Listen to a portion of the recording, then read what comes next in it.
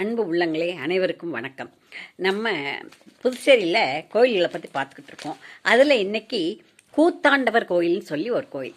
திரௌபதி திருவிழா, தீமிதி திருவிழா, அதே மாதிரி இந்த கூத்தாண்டவர் கோயிலையும் தீமிதி திருவிழா நடக்குது. அது எப்படின்னு சொல்லி பார்ப்போம்.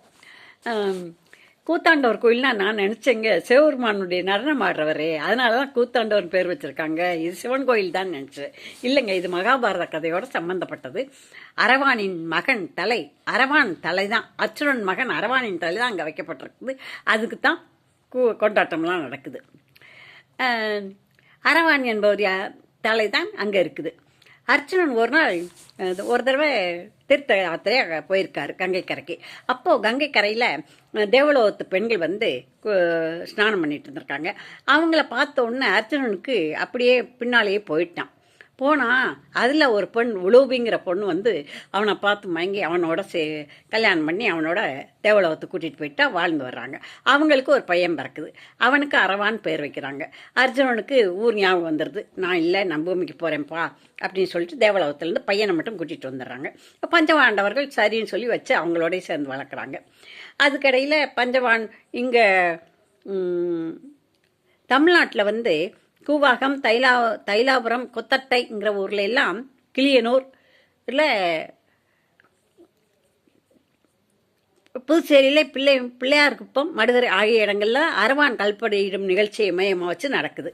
மற்ற இடங்களில் தீமிதி திருவிழா வந்து திரௌபதி அம்மனாகத்தான் நடக்குது.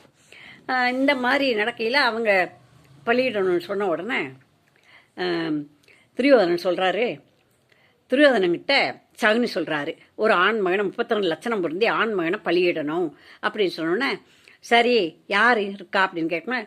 கிருஷ்ணன், அர்ச்சுனன் மகன் அரவான் தான் இருக்கிறாங்க. இந்த 3 பேரில் யாரையாவது பலியிடணும்னு சொல்கிறாரு.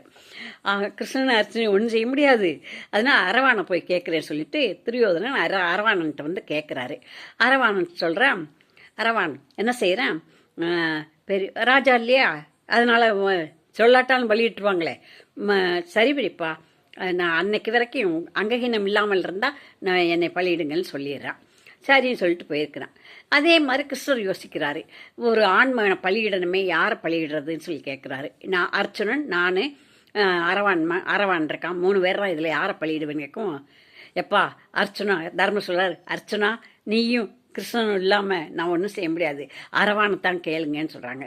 சரின்னு சொல்லி இந்த கிருஷ்ணரும் அரவானை போய் கேட்குறாரு, என்ன நடக்குதுன்னு, யார் பலியிடுறா, எப்படி நடக்குதுன்னு சொல்லி அடுத்த பதிவில் பார்ப்போம். நன்றி, வணக்கம்.